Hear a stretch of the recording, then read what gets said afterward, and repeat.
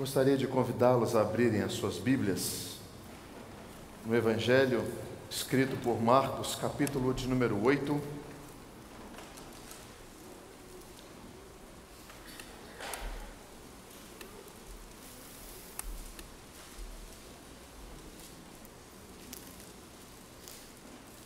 Marcos, capítulo 8, verso 11, 12 e 13.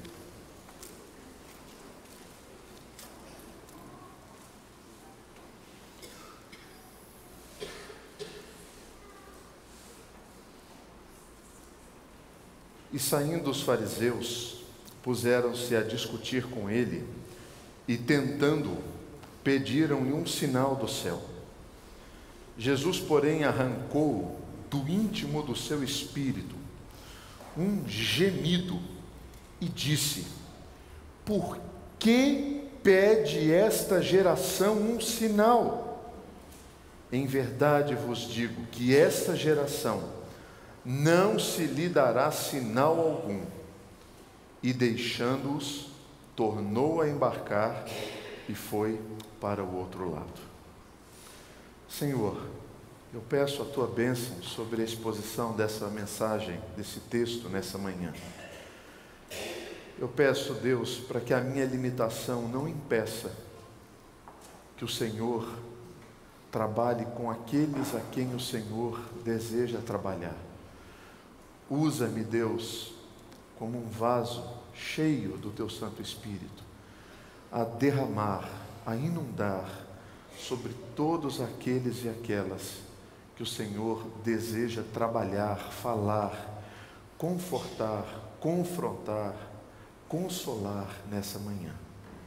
Eu peço, Deus, a tua bênção e o faço no nome santo de Jesus. Amém. Um texto curto, de muita intensidade emocional, é um dos pouquíssimos textos que antes de uma ação de Cristo, ele coloca ali as suas emoções, de tal maneira que ao ler nós podemos pensar corretamente qual é a emoção desse texto. Nem sempre é assim, mas esse texto nos dá essa riqueza poética na leitura, né? De interpretação. É um texto curto, apenas 3 versículos, que contam a história, um momento muito específico da vida de Jesus. Ele vinha numa sequência, ele desembarca numa cidade, os fariseus abordam Cristo, pedem para ele fazer um sinal, ele dá uma bronca e sai.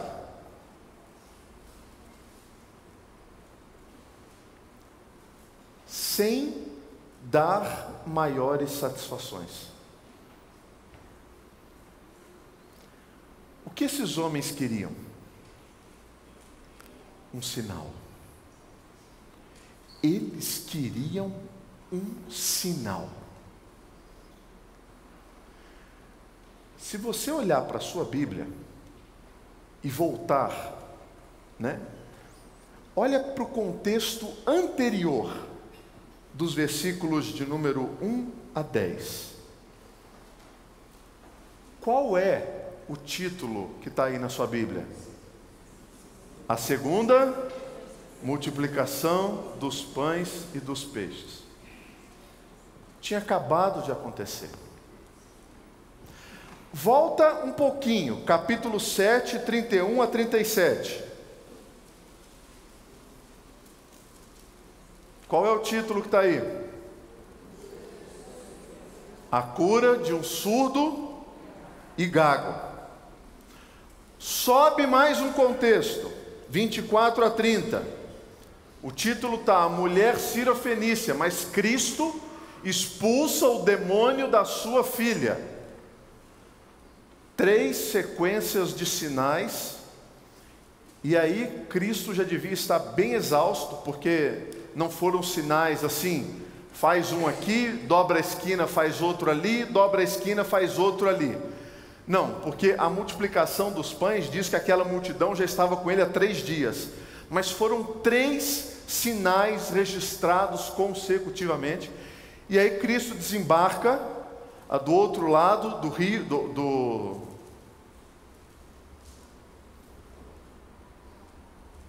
fugiu o nome. Mar da Galileia, obrigado. Do Mar da Galileia. E quando ele chega nessa cidade, faz um sinal. Por quê?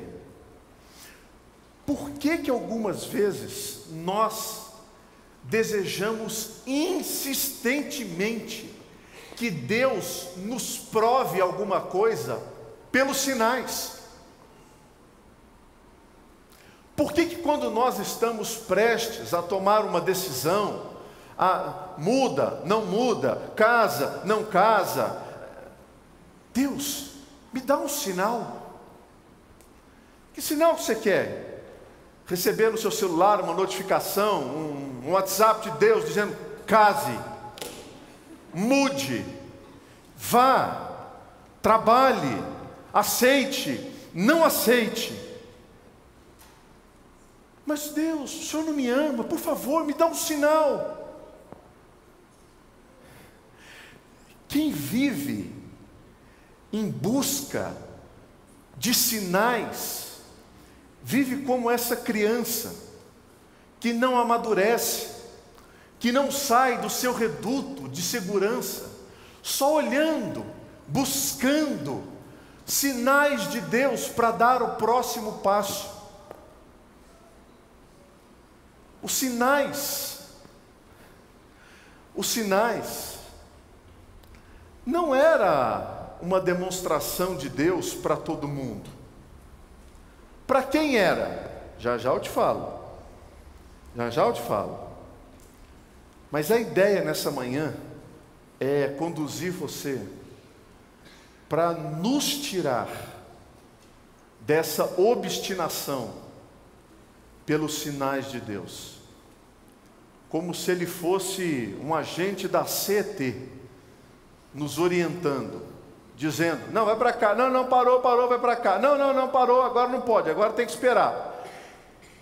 A palavra de Deus contém absolutamente tudo que nós precisamos para encontrar nela diretrizes para caminhar. Para que existem os sinais, então? O próprio Cristo, quando curava, quando fazia prodígios, muitas vezes ele dizia: vá e não conte nada para ninguém, fique quieto.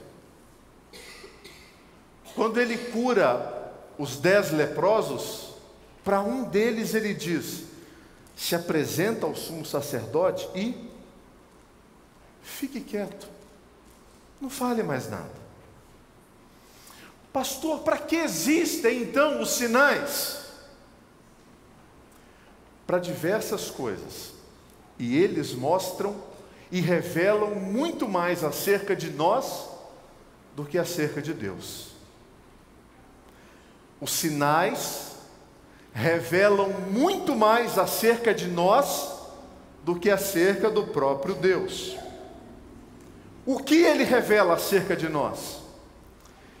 Ele revela que todo aquele e aquela que vive obstinado por sinal, isto é um sinal de que a sua fé interior é tão pequena que ela precisa ser validada por sinais exteriores. Quem são as pessoas que abordam Jesus no versículo 11? Os fariseus. Homens que carregavam em si a lei, a autoridade, o conhecimento, mas não tinham fé. Os sinais revelam que a falta de fé interior move homens e mulheres em busca de sinais no exterior.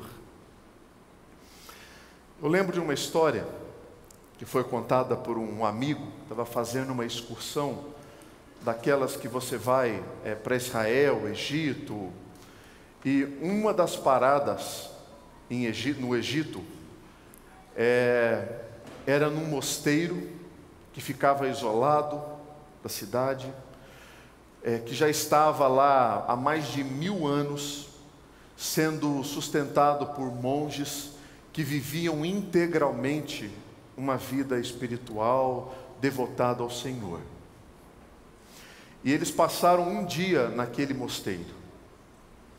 Então eles acordaram de manhã, 5 horas da manhã, teve um canto especial, depois um momento de oração, depois leitura da palavra, depois um de jejum bem modesto, e voltaram ao estudo da palavra, leitura, trabalho, e no final do dia, ele se encontrando com a liderança daquele mosteiro, ele disse assim: vocês vivem assim todos os dias?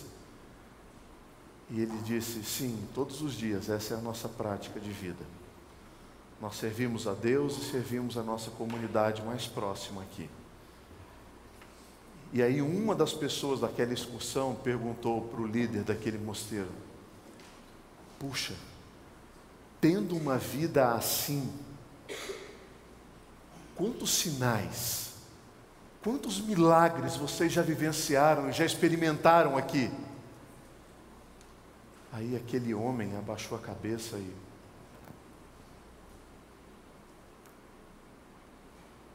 os sinais são para os incrédulos. A gente não vê isso aqui.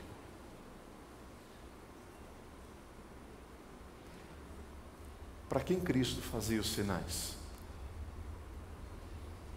Para quem não acreditava nele. Os fariseus perguntaram e pediram para Cristo: faz um sinal. Discutiram com ele, tentaram o Senhor e pediram um sinal do céu.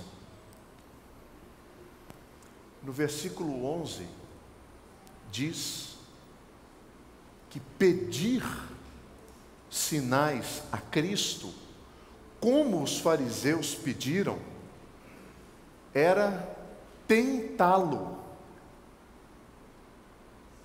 Olha só.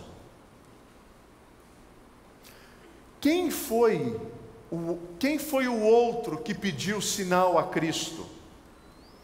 Satanás, quando ele estava tentando a Cristo. Transforma essas pedras em pães, pule do alto do pináculo, os anjos, e peça para os anjos te pegarem, eles vão te socorrer. Pedir sinais a Deus nada mais é do que tentá-lo. Em que sentido? Eu não tenho fé o suficiente no Senhor, então me mostra mesmo que o Senhor é Deus fazendo isto. Esse é o perigo. Viver obstinados por sinais é uma característica que revela a imaturidade da nossa fé. Pastor, mas não é possível. Eu acho que se eu visse os sinais de Deus hoje, nossa, eu acho que a minha fé teria um pico de crescimento imenso. Tá bom. Vamos trabalhar em evidência. Qual foi o povo que mais experimentou sinal de Deus em toda a história? Israel. Israel. Vamos recortar um pedaço dessa história e pensar no Êxodo. As pragas, a última praga, a saída do Egito, a coluna de fogo, o mar se abrindo, o povo sendo liberto, e pouco tempo depois, adorando como uma tribo indígena um cordeiro de ouro, um bezerro de ouro. Pouquíssimo tempo depois de ver o mar se abrir, viver obstinados por sinais revelam a imaturidade da fé. Não é isso que sustenta a vida do cristão, não é isso que alimenta o discípulo, porque os sinais são para os incrédulos. E você já reparou? Olha o cenário evangélico nacional. Preste atenção nos modelos de igrejas neopentecostais, nem podemos dizer teleevangelistas, porque não evangelizam, dos telepastores. Qual é a igreja que bomba mais? É a que tem mais sinal. E eu gasto 40 minutos do meu tempo de 50 minutos da TV falando só dos sinais, só dos sinais, só dos sinais. E aí quando uma outra emissora, de uma outra igreja, mostra mais sinais, migra o grupo para lá. Aí surge uma outra igreja mostrando mais poder, mais sinal, vai para cá. Qual é o fruto disso? Incredulidade e imaturidade. Porque os sinais são para os incrédulos, não são para aqueles que creem. Herodes, vendo a Jesus, sobremaneira se alegrou, pois havia muito queria vê-lo, por ter ouvido falar a seu respeito, esperava também vê-lo fazer algum sinal. E de muitos modos o interrogava. Jesus, porém, nada lhe respondia. Agora, uma coisa interessante acerca de viver obstinado por sinal, é que a gente fala assim, não, eu preciso ver para crer. Abra a sua Bíblia em Hebreus capítulo 11, versículo 1.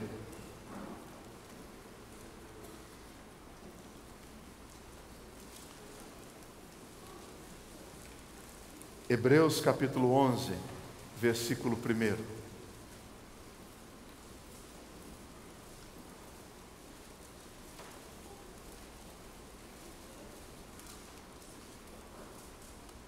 Vamos ler todos juntos? Ora, a fé é a certeza de coisas que se esperam, a convicção de fatos que se não veem. Essencialmente, a fé não comporta sinais. Essencialmente, ter fé significa que você não precisa de sinais. Porque o autor de Hebreus diz que é a certeza de fatos que se não veem. E aqui é a composição de palavras é incrível, né? Porque fala certeza, que mostra convicção, fato, que é um verídico, verdade, é um fato, aconteceu, mas que ninguém vê. Certeza de fato que não se vê. É isso. Um texto e um versículo como esse me diz que eu não preciso viver a minha fé baseado em sinais e evidências. Elas não são essenciais para a minha fé. O encontro de Jesus com Tomé, e ele diz: Tomé, porque me viste, creste?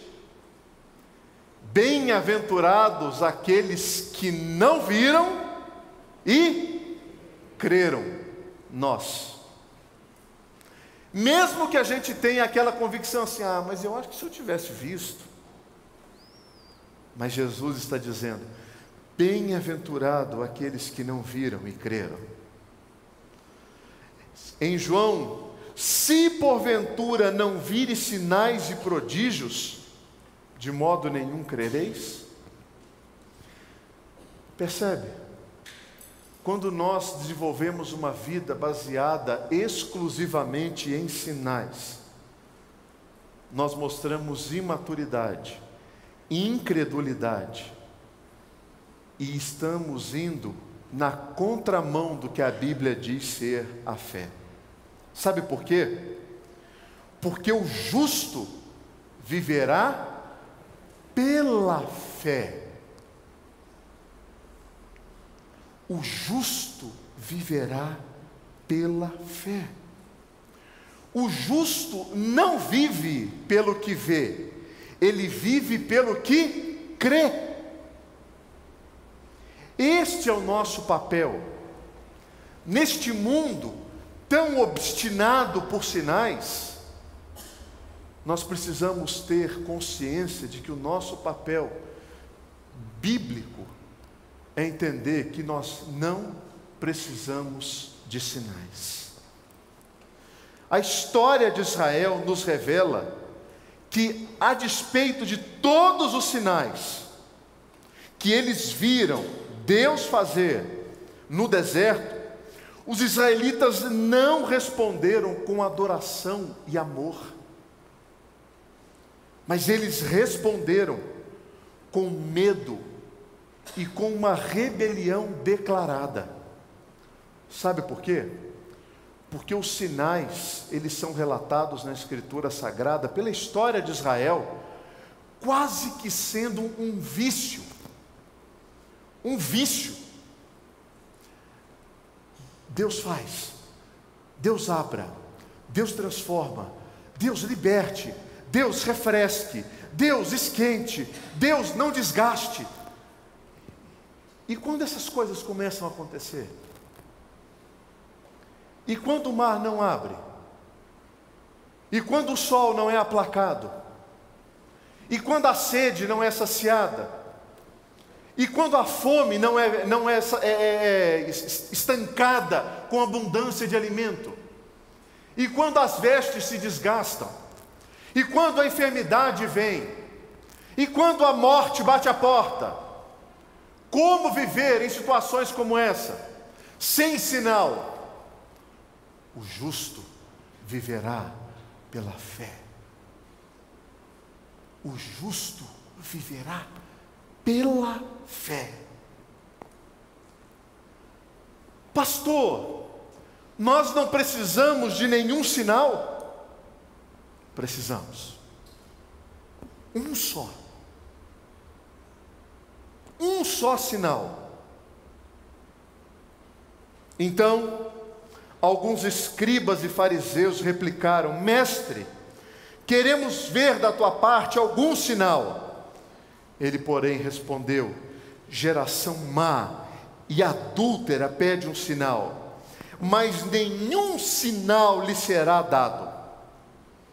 Sabe como que Mateus termina essa conversa de Cristo com os fariseus? Dizendo assim: senão o sinal do profeta Jonas. Que sinal é esse? O sinal daquele que ficou 3 dias enclausurado e ao 3º dia ressuscitou. Esse é o único sinal que nós precisamos.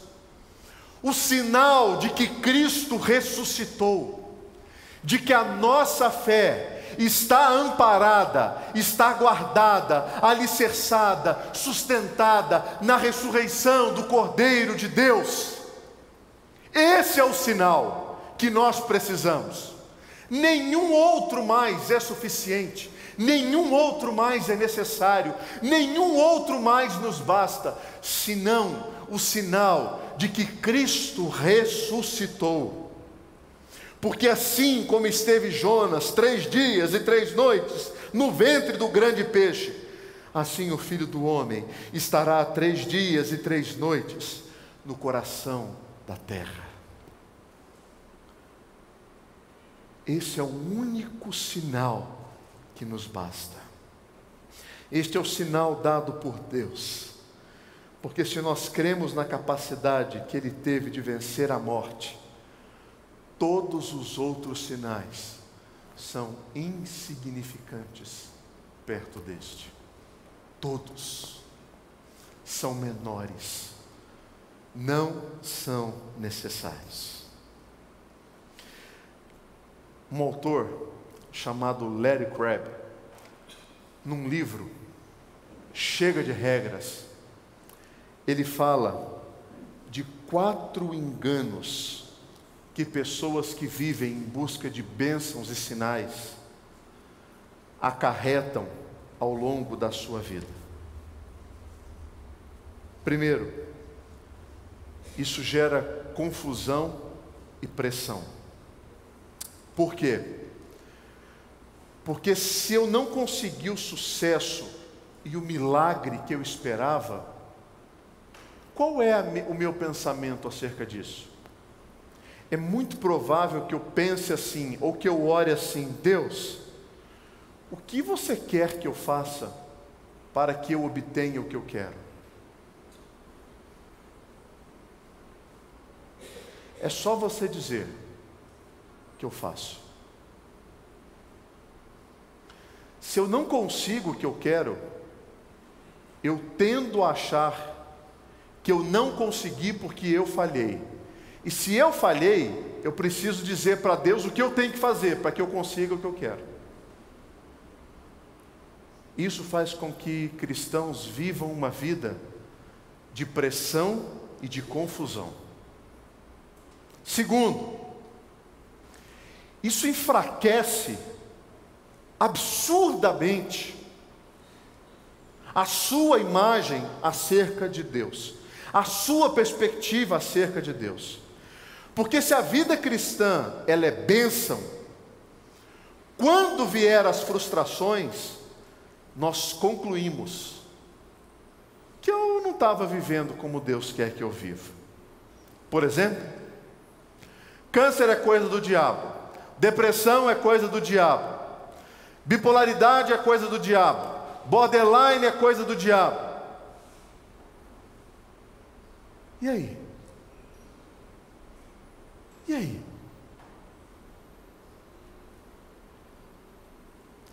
E se Deus quiser ser glorificado através disso?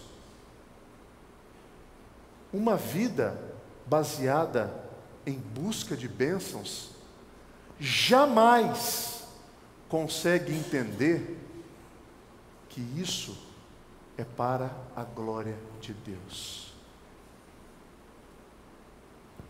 Terceiro, a humildade, ela se torna uma técnica a ser vivida.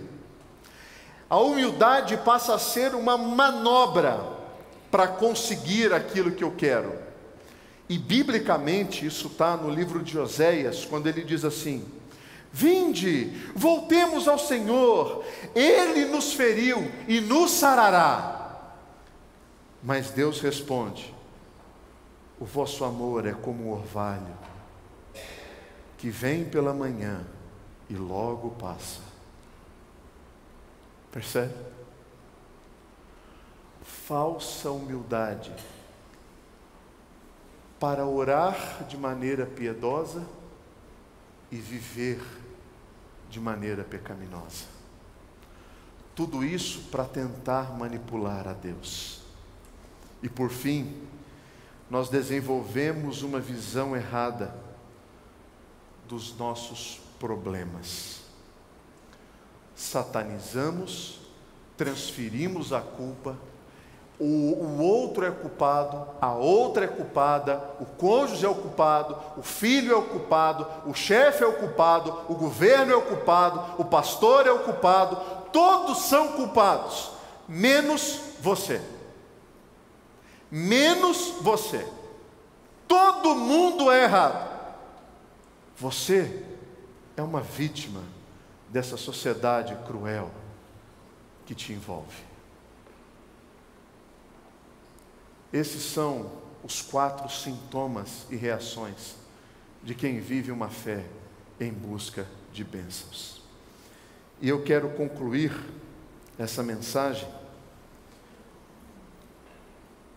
lendo um pequeno diálogo escrito por C.S. Lewis no livro As Crônicas de Nárnia, o Cadeira de Prata. Ele diz assim: a Susana estava perdida numa floresta, caminhando com muita sede, e ela encontra um rio. Só que ali, na margem do mesmo rio, encontrava-se um grande leão, que é simbolizado por Cristo, que a convida a vir e beber da água do riacho.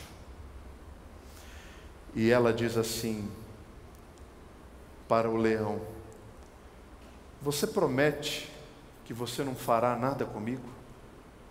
E o leão diz: eu não prometo nada. Mas você come meninas? Eu já engoli meninos, meninas, homens, mulheres, reis, imperadores, cidades e reinos. Eu não tenho coragem de ir beber. Eu acho que eu vou procurar outro rio. E o leão calmamente responde: não há outro rio.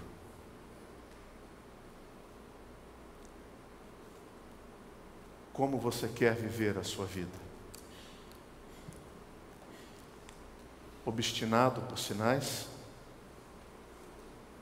Vivendo a incredulidade, a imaturidade? Ou se render ao sinal de Jonas? Ao se render àquele que ressuscitou e tem em suas mãos toda a honra, todo o poder, toda a glória para todo sempre. Amém.